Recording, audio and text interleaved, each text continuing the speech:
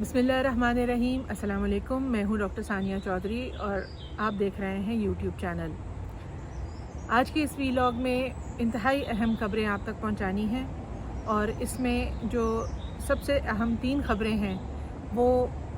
दहशतगर्दी का एक ऐसा मुकदमा जो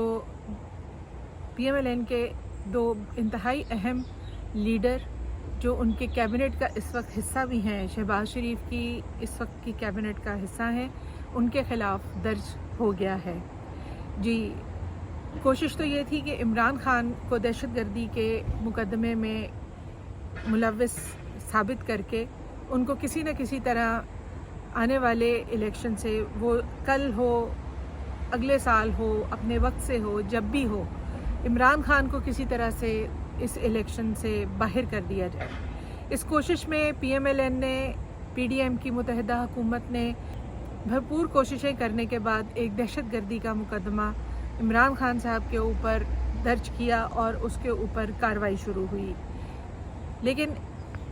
इस्लामाबाद हाई कोर्ट के चीफ जस्टिस अतर मनल्ला साहब ने इसकी कार्रवाई के दौरान जब हुकूमती वकील से इस बात का तकाजा किया कि वो ये समझाएं कि ये दहशतगर्दी का मुकदमा किस तरह से बनता है, तो वो इसमें कतन कामयाब नहीं हो सके, क्योंकि सिर्फ नाम ले देने से किसी के ऊपर दहशतगर्दी का मुकदमा नहीं, इसके ऊपर सुप्रीम कोर्ट की बाकायदा एक पूरी तफसील मौजूद है कि दहशतगर्दी क्या है और उसका मुकदमा किस तरीके से दायर किया जाएगा। तो ये कार्रवाई PMLN की तो नाकाम रही। PDM मुत्तहिदा हुकूमत इमरान खान पर दहशतगर्दी साबित करने में या उसका मुकदमा चलाने में नाकाम रही, क्योंकि chief justice Islamabad high court ने जिस वक्त ये नहीं सामने आ पाया कि ये दहशतगर्दी का मुकदमा किस तरह से है, तो उन्होंने ये शिक इस मुकदमे से खारिज कर दी और ये कहा कि बाकी का मुकदमा अपने वक्त से चलता रहेगा, लेकिन उसमें दहशतगर्दी की शिक जो है वो नहीं लगती। जो भी कार्रवाई अब तक इमरान खान के ख़िलाफ़ की जा रही थी, खा वो तोशाखाना हो, खा वो फ़ॉरेन फंडिंग का केस हो, या वो दहशतगर्दी का मुकदमा हो, तो हर चीज़ उल्टा ये कार्रवाई करने वालों के ऊपर उनके लिए भारी साबित होती रही है। फ़ॉरेन फंडिंग में इमरान खान ने तो अपने पार्टी के हवाले से तकरीबन 40,000 अकाउंट्स की तफसीलात मुहैया की हैं और ये केस प्रोहिबिटेड फंडिंग की तरफ चला गया और फ़ॉरेन फंडिंग का एलिमेंट ख़त्म हो गया। अलबत्ता बाकी की जो 2 बड़ी पार्टीज़ हैं और दीगर सियासी पार्टियां, उनके लिए फ़ॉरेन फंडिंग साबित करना अभी भी बाकी है कि उनकी जो फंडिंग होती रही है उनकी पार्टियों की, वो फ़ॉरेन फंडिंग नहीं है। तोशाखाना इमरान खान साहब के ख़िलाफ़ केस किया गया कि जी आपने तोशाखाना से बहुत से कीमती तोहफ़े जो हैं वो लिए हैं, लेकिन उनको अपनी रिटर्न्स में ज़ाहिर नहीं किया। लेकिन ये सारी चीज़ें जो हैं तफसीलात उन्होंने मुहैया कर दी हैं, मगर फिर बाकी के जो प्राइम मिनिस्टर्स रहे हैं, प्रेसिडेंट्स रहे हैं, सीनियर लीडर्स जो अहम हुकूमती पोजीशंस पर रहे हैं और जिनको बैनुल अक़वामी लेवल पर या किसी भी हवाले से कीमती तोहफ़े वो लोग लेते रहे हैं, उन्होंने उनकी तफसीलात या उन्होंने उसके एवज़ तोशाखाना में क्या रकूम जमा करवाई, उनकी कोई भी तफसीलात अभी तक सामने नहीं आई हैं।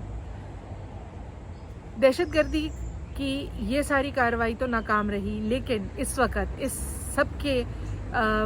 मुतबादिल तौर पर एक दहशतगर्दी का मुकदमा मियां जावेद लतीफ़ और मरियम औरंगज़ेब, जो दोनों इस वक्त शहबाज शरीफ की कैबिनेट के अहम वज़ीर हैं, उनके ख़िलाफ़ दर्ज कर लिया गया है।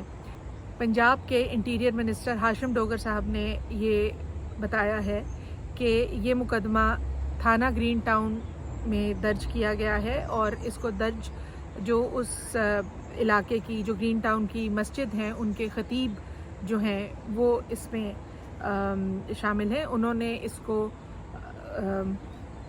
انہوں نے یہ مقدمہ، یہ FIR درج کروائی ہے تھانے میں کہ میاں جاوید لطیف جو ہیں انہوں نے ایک پریس کانفرنس میں پاکستان کے اسٹیٹ ٹیلی ویژن، پاکستان ٹیلی ویژن کے اوپر آ کر ایک پریس کانفرنس کے دوران عمران خان کے مسلمان ہونے یا نہ ہونے کے اوپر کچھ تبصرہ کیا، اور اس طرح سے وہ دہشت گردی پھیلا رہے ہیں اور کسی کے اسلام میں شامل ہونے یا نہ ہونے کا تقاضا کوئی بھی اس طرح سے آ کر کسی بھی ٹیلی ویژن پر یا کسی بھی پبلک میڈیا پہ بہت نامناسب سی ایک بات ہے، اور اس طرح سے عمران خان صاحب کی جان کو بھی خطرہ ہو سکتا ہے۔ تو یہ شک دہشت گردی کی یہاں پر FIR میں موجود ہے اور اس کے اوپر یہ FIR درج کر لی گئی ہے۔ اب یہ مقدمہ آگے چلے گا، اور اس میں مریم اورنگزیب صاحبہ جو کہ ایک بہت کی لیڈر ہیں PMLN کی، ایک بہت ایکٹیو لیڈر ہیں، چونکہ وہ اس وقت منسٹر انفارمیشن ہیں، اطلاعات کی وزیر ہیں، ان کو بھی اس مقدمے میں نامزد کیا گیا ہے،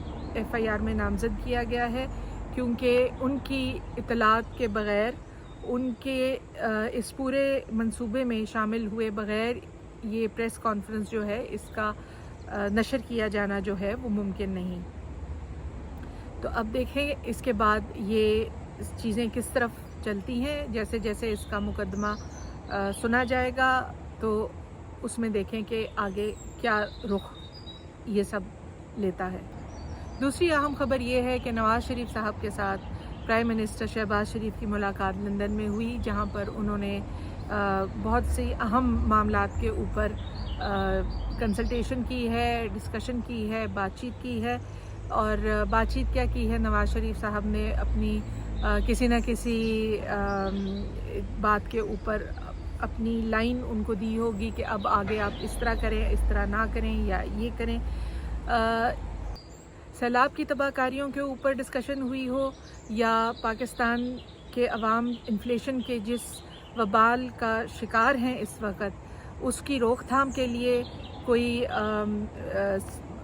مثبت ٹھوس اقدام اٹھانے کے حوالے سے یہ تو ممکن نہیں، کیونکہ ہم 12 مرتبہ یہ دیکھ چکے ہیں کہ اس حکومت کا اس عوام کو کسی بھی طریقے سے ریلیف دینے کا کوئی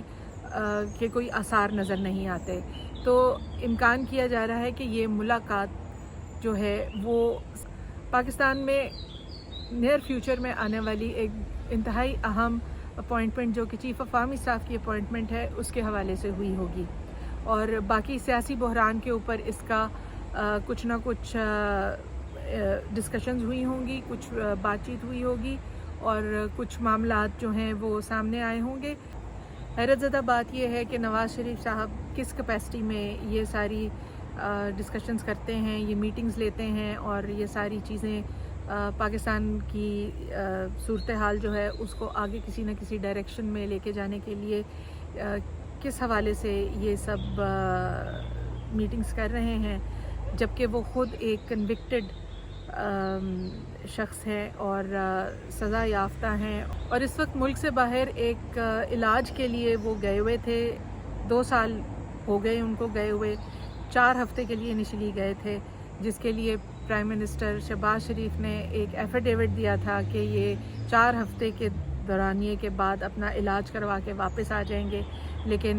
نہ تو انہوں نے وہاں کوئی علاج کروایا، بلکہ باقی کی مصروفیات ان کی بہت سی ہیں، جیسے وہ پولو کے میچز دیکھتے ہیں، کیفز میں جا کے کافی وغیرہ پیتے ہیں اپنے دوستوں کے ساتھ، ہائیڈ پارک میں سیر کرتے ہیں اور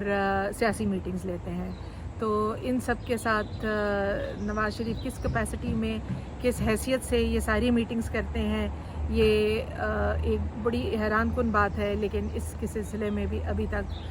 کوئی روک تھام کا ابھی تک کسی نے کچھ نہیں کیا۔ PTI کو روز بروز جوک در جوک نئے لوگ، دوسری پارٹیوں کے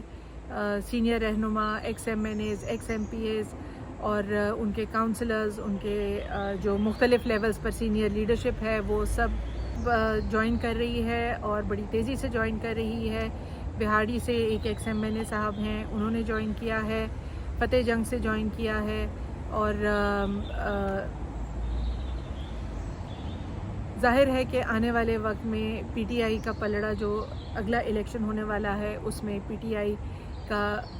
پلڑا کافی بھاری ہے، اور یہ عام تاثر کیا جا رہا ہے کہ 2/3 اکثریت وہ بڑی آسانی سے لے سکتی ہے۔ جہاں پی ٹی آئی کی پاپولیرٹی میں روز بروز اضافہ ہو رہا ہے، وہاں اس کے برعکس پی ایم ایل این اور پیپلز پارٹی جو ہے ان کا گراف جو ہے وہ بہت نیچے کی طرف جا رہا ہے، اور ان کو آنے والے الیکشن میں لگتا ہے کہ کینڈیڈیٹس بھی تمام سیٹوں پر کھڑے کرنے مشکل ہو جائیں گے۔ آج کے لیے اتنا ہی، اپنا خیال رکھیے، اللہ حافظ۔